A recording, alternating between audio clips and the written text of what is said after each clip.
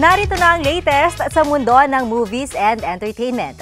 Magsasama-sama sa isang pelikula sina Natalie Hart, Luis Alandi at Joem Bascon. At ito ay sa direksyon ni Direk Joel Lamangan. Itatampok dito ang kalagayan ng buhay at pamumuhay ng ilan nating mga kababayan na magsasaka. Sa naganap ditong StarCon, nagkaroon tayo ng pagkakataong makapanayam ang mga magsisiganap sa Siphayo. Narito ang report.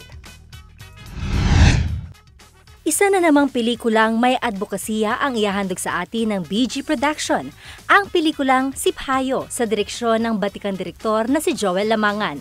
Itatampok dito ang kalagayan ng ilan nating mga kababayan na magsasaka, ang banta sa kanilang mga ari-arian sa pagpapatuloy ng konstruksyon ng mga naglalakihang mga shopping mall sa bansa.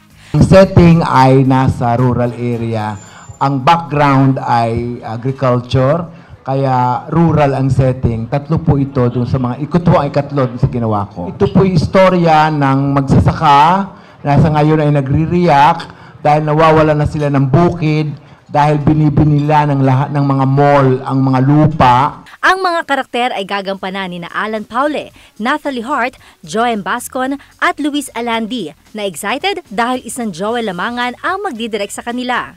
Naniniwala rin si Joem na kailangan ng ating bansa at sadyang napakahalaga ng mga pelikulang katulad ng ganito para sa kamalayan ng bawat Pilipino. Kumbaga merong mensahe yung pelikula na gagawin namin, yung may mensahe yung pelikula na gagawin ko.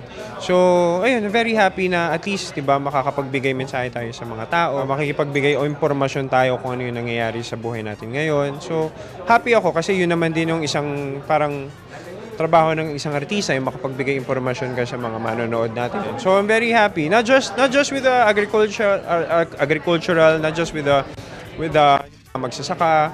It's a story of value for the family, not just the issue with with the issue ng kung ano yung nangyayari sa mga. Ito rin ang unang lead role na gagampanan ni Natalie Hart matapos ang ilang mga supporting roles na kanyang nagampanan sa marami mga mainstream at independent films.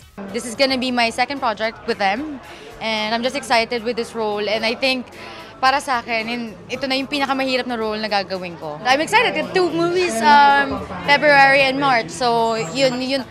Sana magkaroon ng TV, but for now, I'm really happy. I'm excited with films. I think films, dun mo talaga mapapakita kung gaano kakagaling.